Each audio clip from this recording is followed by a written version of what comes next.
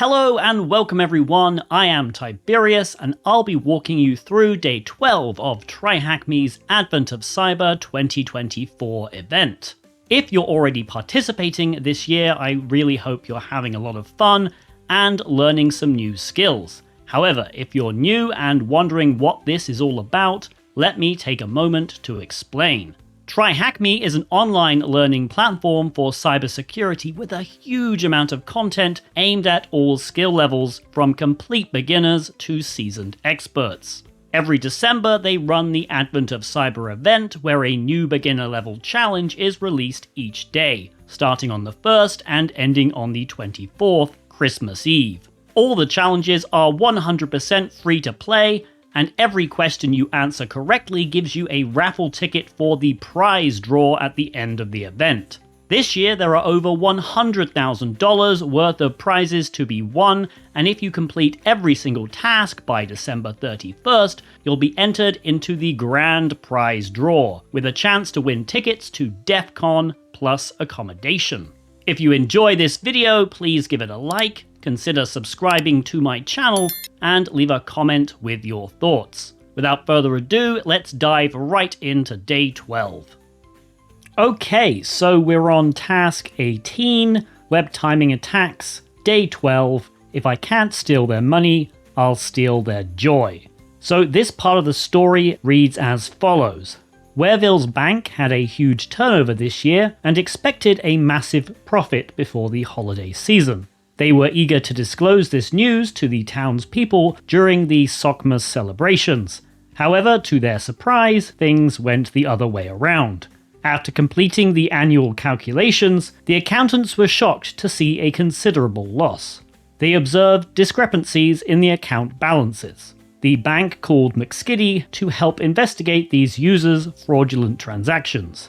Upon analyzing the bank's website's transactional logs, McSkitty found some interesting transactions. Users, including the mayor's team, initiated multiple transactions from Wareville's reserve accounts at once. Surprisingly, all these transactions succeeded despite exceeding the user's current balance.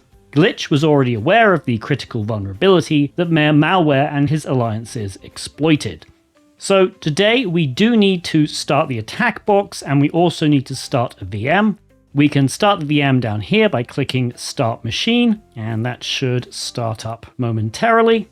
And then if we scroll to the top of the page, we can start the AttackBox by clicking this button. Okay, so the AttackBox is running and it's in this side view. So what we can do is we can come down here and click the View in Full Screen button, and it will launch a new tab, and that just gives us a little bit more room.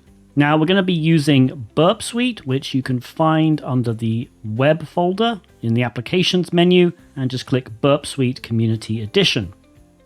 When that loads, make sure Temporary Project in Memory is selected. Click Next. We can just use Burp Defaults, that's fine, and we'll wait for the project to start.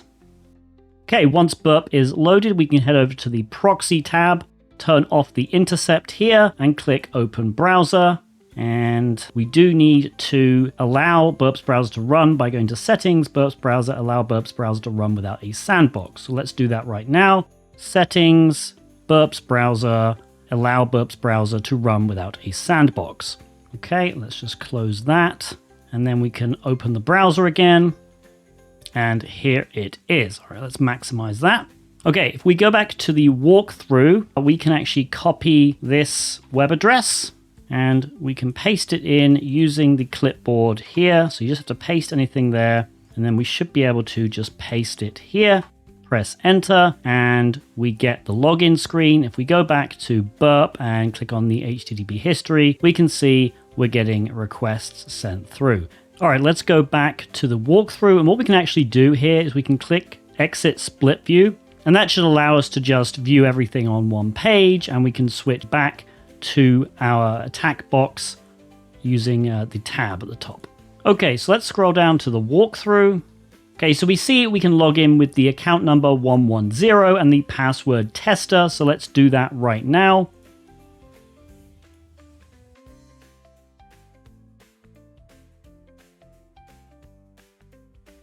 And it looks like it worked. And if we go back to Burp Suite, we can see the post request to the login. So what we can do, we can actually transfer money to another account number. So let's transfer some money to account 111. We're going to transfer $500. And if I click transfer, we see that worked, transferred $500 to account 111. The balance of our account is now $500. We started with 1,000, we transferred 500, so that makes sense. So if we were to go back to Burp Suite, we can see that there's this post transfer request, and if I send it to repeater, I'm just right clicking and clicking send to repeater, we can see that this is a post request to /transfer. It uses account number 111 and the amount is $500, right? $500.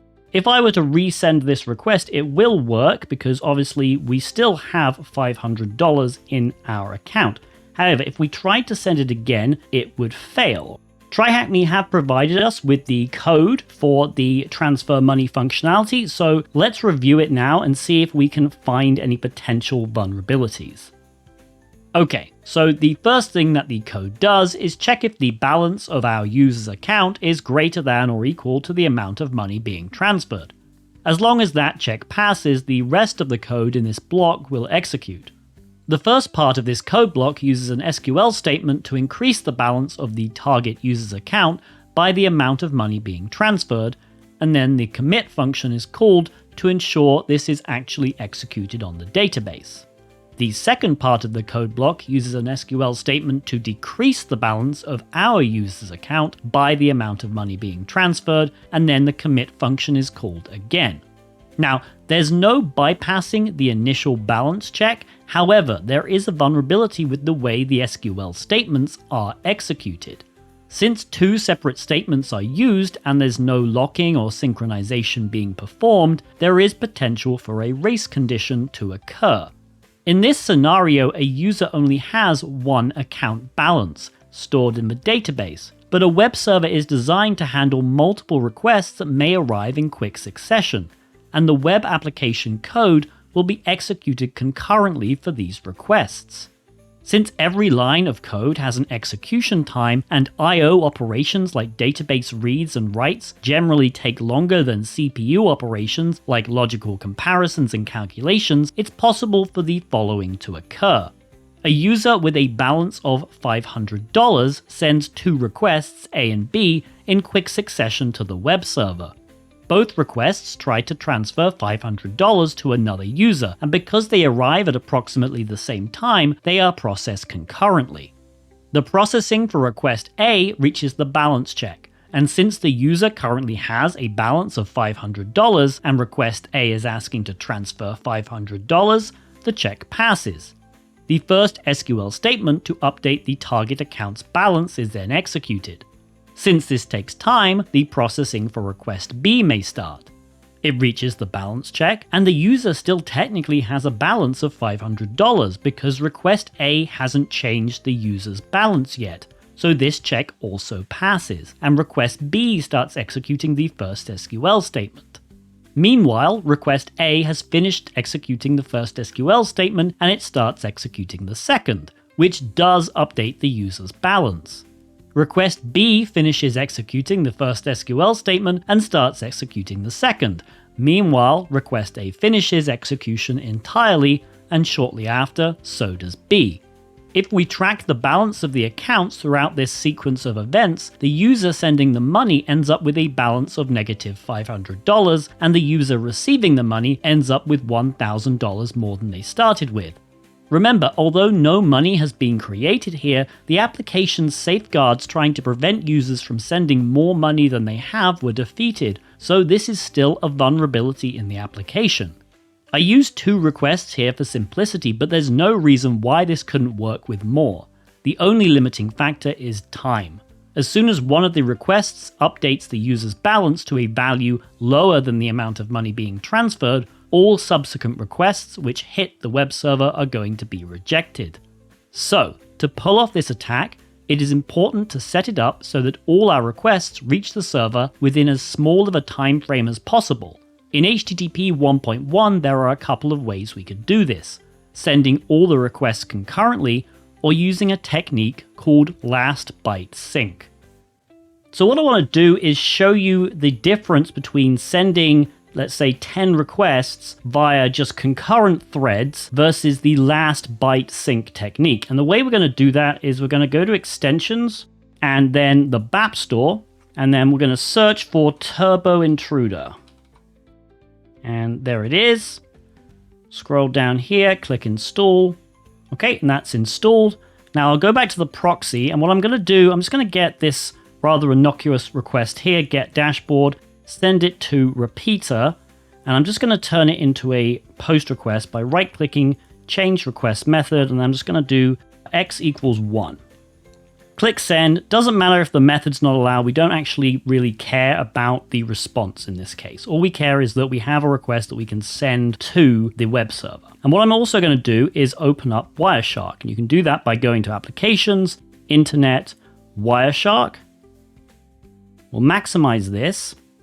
And I'm going to start listening on this ENS5 device here. Okay, excellent. I'm then going to apply an HTTP filter. And we're going to go back. I'm going to right-click this request, extensions, Turbo Intruder, send to Turbo Intruder. And that should spawn a window. And Turbo Intruder just uses Python scripts, but it does everything concurrently. We need to change a few things here. Concurrent connections we want as 10. Requests per connection we want as just 1. And then all we really need to do here is basically just say for I in range 10. Then we're going to go engine.q. All we need to do here is q1 target request. We don't care about any of this. And we also don't care about it being interesting. We can just delete a few there, and that should be fine. I think that's going to work. Let's click attack. And hopefully what that will do is send 10 requests in quick succession. There we go, 0 to 9. And if we go back to Wireshark, we should see here are all these requests. So we get the first one, I think, is there. The second one is there. Third, fourth, fifth, sixth, etc. And if we check the time, so the first one was sent 73 seconds, .424, 426, 435. So realistically, all within a single second. But in terms of the actual fractions of a second here, there is obviously some difference. Now, what happens if we use Last-Byte sync? So if we go back, we're going to use Last-Byte sync now. So what I'm going to do now is create a group, tab group in repeater, call it group 1, and we're going to add request 2 to it, tab 2. This is the request that we sent using Turbo Intruder. If I create that group, now what I can do is I can hold down, I can click in this group, hold down Control and then R, and it's going to send it another request, basically identical to the same group. So if I do that 8 more times,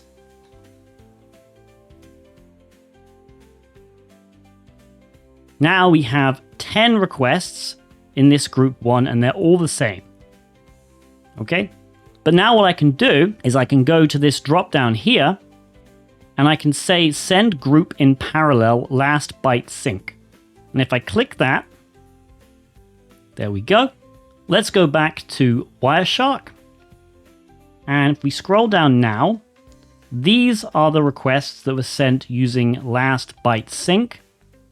And if we look, they're all sent within the same second. But not only that, the fraction of the second, right, the milliseconds here, all .36. This one .37, but all extremely close. Much, much closer together than the previous example, right? So a lot of these sent 42, 43, 44, 45, etc.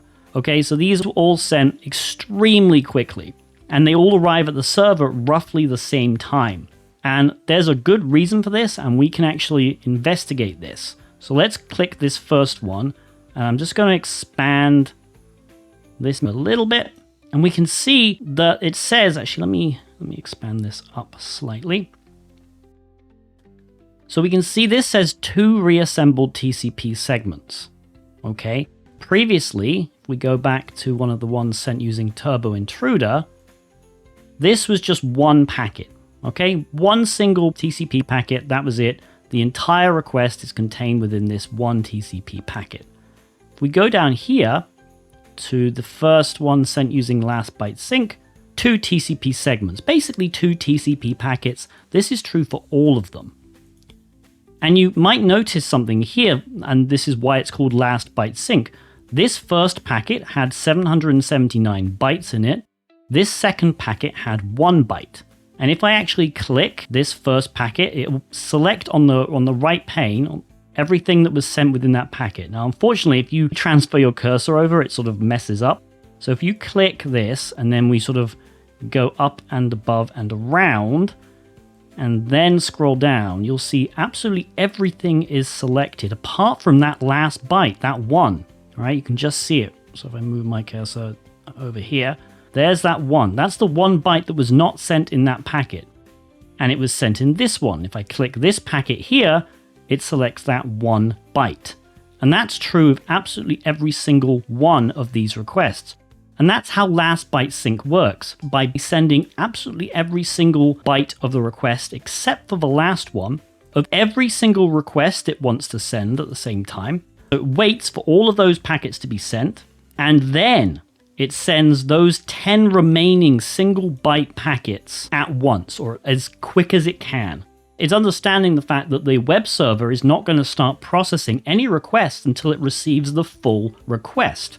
And so the web server is just holding all of these first packets in memory, waiting for the final byte that it knows is coming.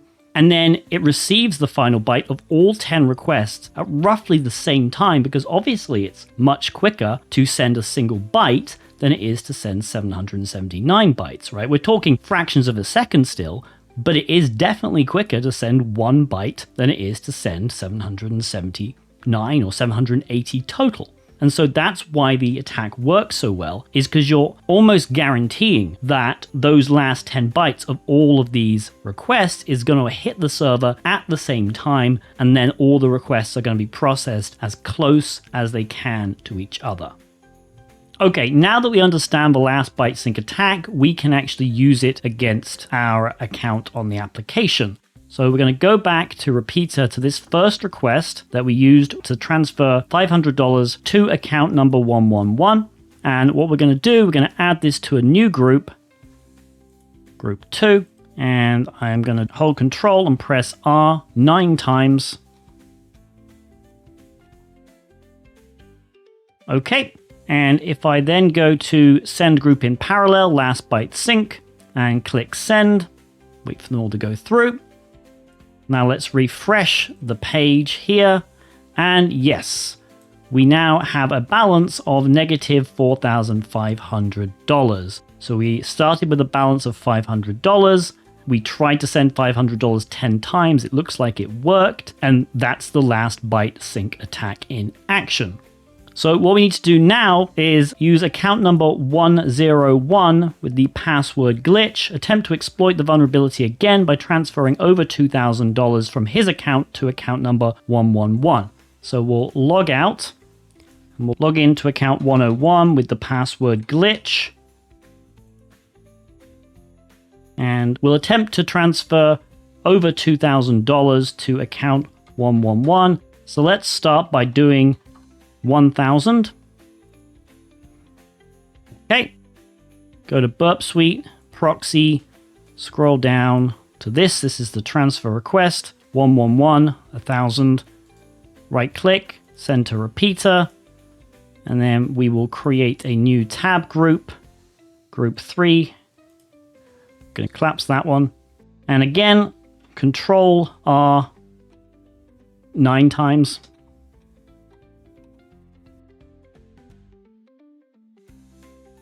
Send group in parallel. And if we go back and refresh, there we go. We have a balance of negative 9,000 and we have the flag. We can copy this and then we can complete the room. And if you enjoyed this task, there is a race conditions room that you can go to and learn more about race conditions. Thank you for joining me for Day 12 of TryHackMe's Advent of Cyber 2024. I hope you learned some new things about race conditions, the Last-Byte sync attack, and why it's more reliable than using pure threads. If you enjoyed the video, please give it a like, subscribe to my channel, and let me know in the comments how you're enjoying this year's Advent of Cyber so far. I'll be providing a walkthrough for another day this year, so make sure to keep at it, and I will see you soon. Happy hacking!